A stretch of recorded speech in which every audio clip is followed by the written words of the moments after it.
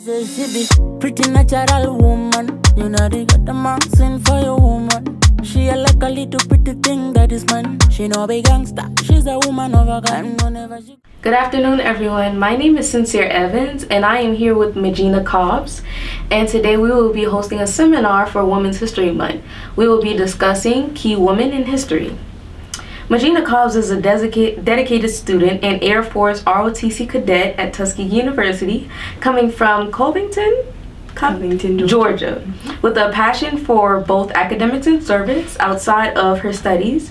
She enjoys volunteering, traveling, taking long hikes, and exploring new foods. Magina decided to pursue a degree in aviation science after realizing her interest in technological aspects of STEM and decided to put two passions together by pursuing agricultural aviation. She identified a gap in drone industry for agricultural applications and is determined to contribute solutions to this growing field. Driven by her faith, Magina strives to honor God through her work and to care for his creations and all that she does. How are you doing today? I'm a little nervous, but I'm doing pretty good. I understand. I'm a little nervous too. Yeah. Okay, so who are you presenting today? I'm presenting Marcella A. Hayes. Okay. She was the first African-American woman to have received her wings within the U.S. military. She was for the Army, but she was the first in the military. Would you say that's why she's important? I would, yes, because being the first out of just a minority is very important to just show other people of that group and just people in general that things are possible. Okay. What would you say her contributions are outside of that? Showing that not only women but African Americans can not only hold leadership but do it well, and also just do big things and change the world. Okay, I understand. Can you give me an interesting fact that resonated with you? So something that was very interesting about her is that she was in a Christian motorcycle group, and so she pretty much serves through that as well, and with her family's organization that she's a part of. So just continuing that servitude even beyond the military is very inspiring, because I do also love volunteering and helping people and just being there for my community. I can tell that you're a well-rounded student. Okay. Well, it was nice talking to you today, and I'm gonna let Dr. I'm here with Chinamelum Nwabeli. What is it again? Wabanelli. The N is silent. Okay, I know her as Chine. And Chine is a sophomore aviation science major from Prince George's County, Maryland. Yep. Currently a cadet in Army ROTC, she wants to fly helicopters for the United States Army in the future. She loves history, anime, and flying planes. Her favorite thing to do is travel, especially back to her home country, Nigeria, and she loves trying new foods. How are you feeling today? Very tired. Very tired. But also kind of excited. Did you have some good breakfast? Actually, yes, I did. I was very surprised. I wasn't actually expecting breakfast because he was talking about pizza the other day. I got you. So this kind of made me happy. I haven't had Chick-fil-A minis in so long. I'm so happy. But yeah. Okay. Who are you talking about today? So today I am going to be talking about Susan Blanche Gross Noel, or more famously known as Susan Noel. She's a French plastic surgeon, one of the first plastic surgeons as a woman during her time, and it's very interesting because back then, of course, women in education don't mix well, but her family was actually very rich, and her family let her push through for education, and she studied medicine and became a plastic surgeon. Okay, that's very interesting. So what would you say is most important about her? So the most important thing was during World War I, of course, Europe was the center of the war, and it was either you were for, Nazis and stuff like that, or you were against it, right? And so basically she was against the idea of Nazis. She helped Jewish people, and she reconstructed people's faces, literally, specifically Jewish people, to get away from the Gazapto. She would reconstruct their face, give them a nice little facelift and plastic surgery, that way they wouldn't be branded as Jewish and be sent to camps. And she also saved World War I soldiers who were affected from bullets gas bombs and stuff like that. She literally redid their faces. And yeah, it was pretty cool. I actually liked that. I'm very surprised to hear that information. I've never, especially with the equipment back then. I've never heard that before, but I'm excited to hear more. What would you say are her contributions then?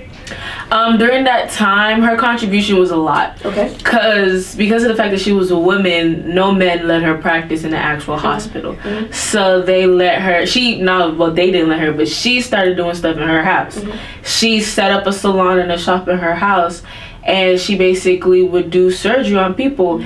And with anesthetic, with everything, because of the fact that she studied medicine, she knew what she was doing. So everybody walked out with a nice facelift and some Botox. Okay. Trust and believe. Okay, you know, powerful. We love that. Okay. And she did it on men, she did it on women, because honestly, I just loved it. I can't lie to you. Okay. I love it so much. All right, so I got one more thing for you about your very interesting lady. What is one interesting fact that really resonated with you? She was a flapper. What is that? Can you remind me? So, like early 20s and stuff like that, and you're in America, of course, you feel me, the women and the flappers and stuff like that. She traveled to America, and she was in Chicago, the highest prime for flappers, and she got her inspiration about a facelift from this one Chicago actor, and she was like, I'm gonna do that. And she went back home and she did that, and that's how everything that had transpired happened, and how she started the faceless and stuff like that. So it was very interesting to me, because I was just like, she took inspiration from somebody that was just doing entertainment and wanted to stay young, and she used that to save people's lives. So I like that. That's a very inspirational story. Thank you for sharing it with me. I will be looking up some more later. Of course. Chine, everybody. Hi, guys. I'm here with Montia Edwards. Hi. And today we will be talking about Women's History Month. We're hosting a seminar to talk about key women in history. So Montia Edwards is a second-year aviation science major from Snellville, Georgia? Yes. Okay. She has taken action on her interest in flying through numerous scholarships and opportunities at Tuskegee University. Among them, the You Can Fly scholarships and new aviation science degree program. How are you doing today? I'm feeling really good. You're feeling really good? Okay. Really I'm good. feeling really good too. Did you get some breakfast?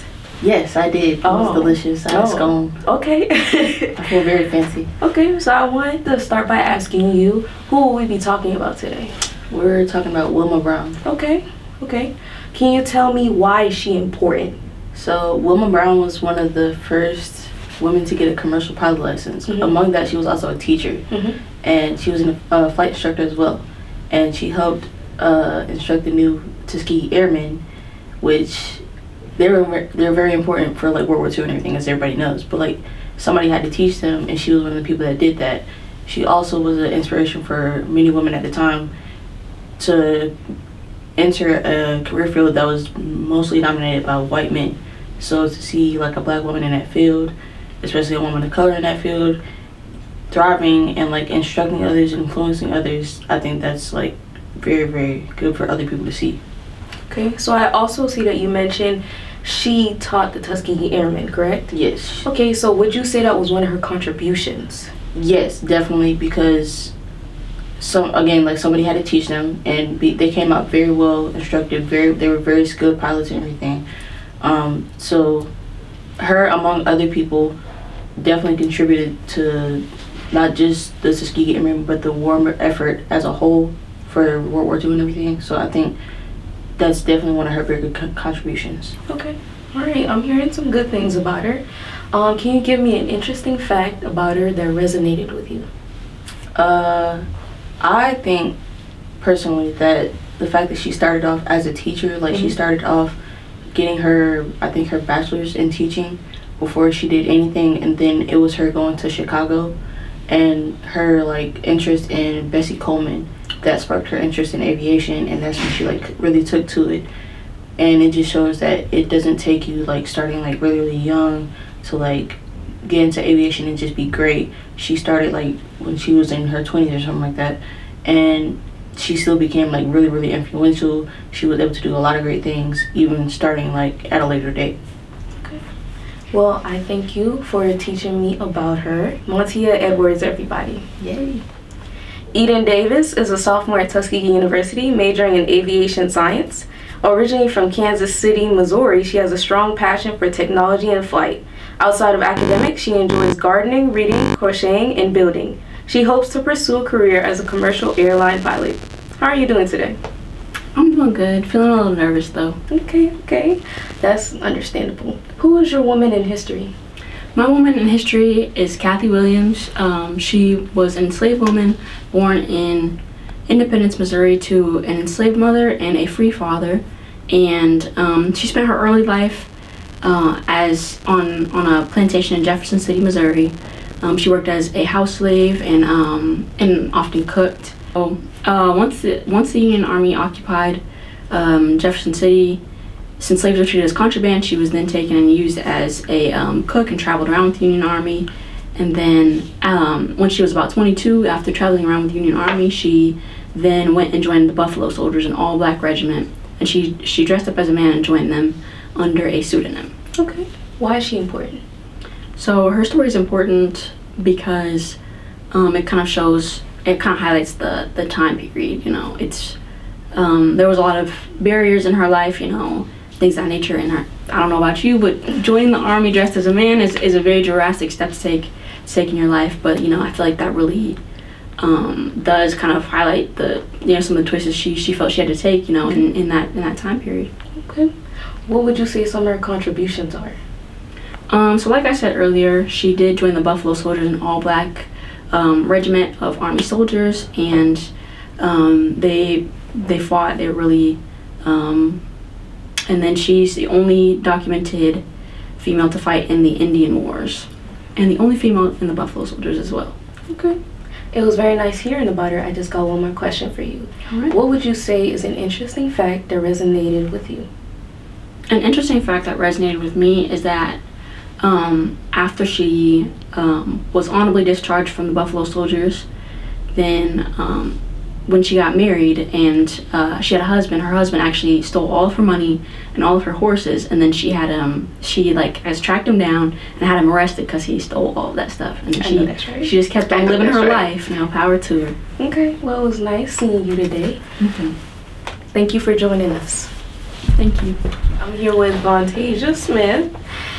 Today, Vontasia Smith is an ambitious aviation science student at Tuskegee University on a mission to become an inspiring airline pilot. With a fierce dedication to her studies, she's even carved out extra time in her schedule to master every aspect of aviation.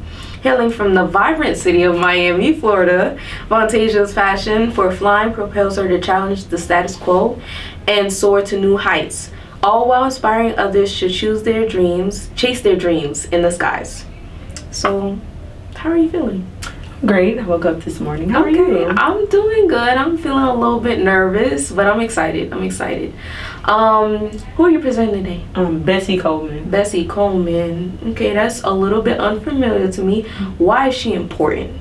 I think Bessie Coleman is important because she really set a path for many of the African Americans, that she was the first to have her pilot's license. Mm-hmm. So, yes. Okay. Would you say her getting her pilot license and proving that it can be done, would you say that's a contribution of hers? Yes, I would say that's a big contribution. Okay. Also, she's a stunt pilot. Okay. So that adds another factor into it. Okay. What is one interesting fact that really resonated with you? One interesting fact about her was that she faced a lot of discrimination in America, so she had to move to France, and that's where she obtained her license. And I feel like that's really something that other people out there should know about her. Okay. Do you have any interest in going to France too? Maybe in the future. Closer to the air. Okay. Well, thank you for talking with me today. Vontasia Smith, everybody. Thank you. I'm here with Ikira Smith, and she is an aviation student from Houston, Texas. She's currently working towards her bachelor's degree in aviation science. Her passion for aviation drives her to pursue a career as a skilled pilot, and she's excited to contribute to the aviation industry in a meaningful way. Outside of academics, Smith loves traveling to new places, watching new movies, and shopping in her free time. She's dedicated to pushing herself to succeed both in her studies and personal life. How are you doing today? Good. How are you? I'm doing good. I'm a little nervous, but I am happy to talk with you today. Happy as well. Can you tell me, who are you talking about today? Today I'm talking about Marie Van Baten Brown. Okay. That's a long name. Yes. It is. Why would you say she's important to you? Well, she first invented security systems, and she's the reason why they're so modern now. She created like doorbells, peepholes, like a way to contact the police quickly and things like that. Okay, so she's the reason I haven't been talking about. So, okay. Why would you say that's a major contribution? Her patent got founded. Well, it got approved, which was very hard for African American woman in the 1960s to have, and that helped her to like modernize like Ring cameras and stuff like that we have today. Okay.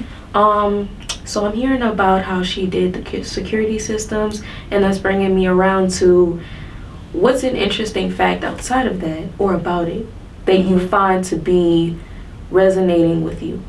Well, she lived in the Queens, New York, and she worked as a nurse. So sometimes she would have like irregular hours. She would come in late and stuff like that.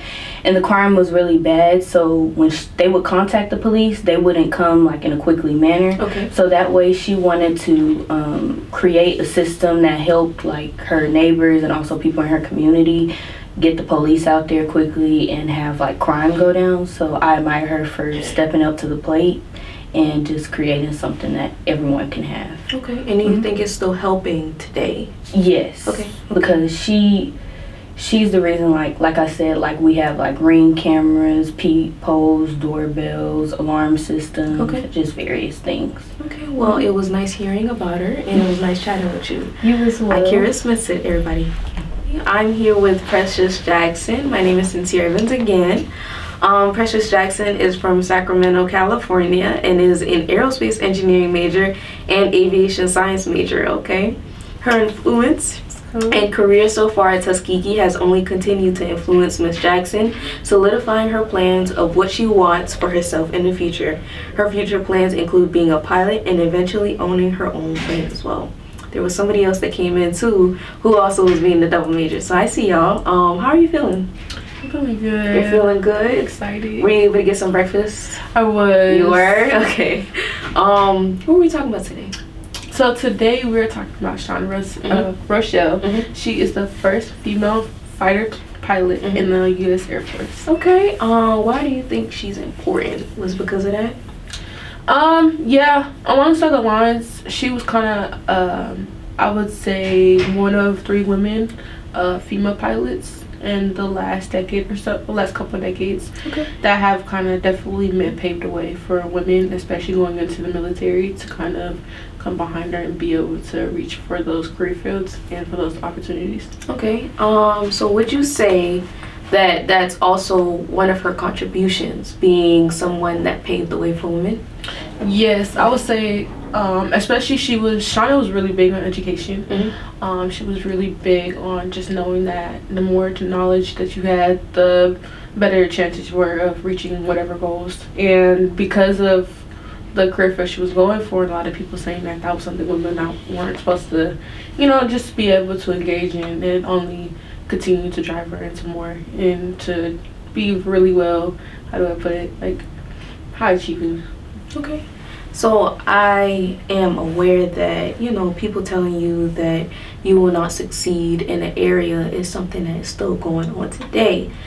What is one interesting fact that you can tell me that really resonated about her to you?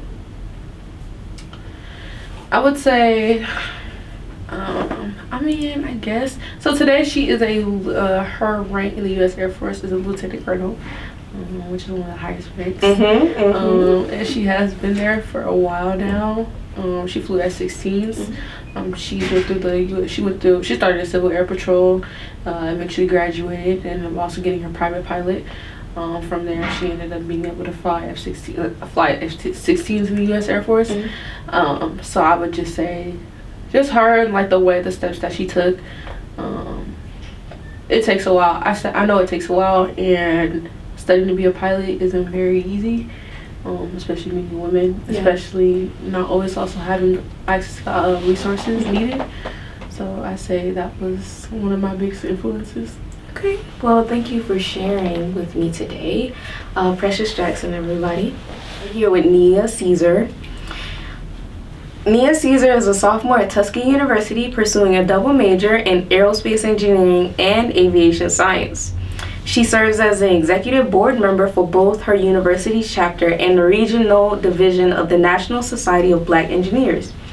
Passionate about rocketry, she aims to build a career in space exploration and astronomy.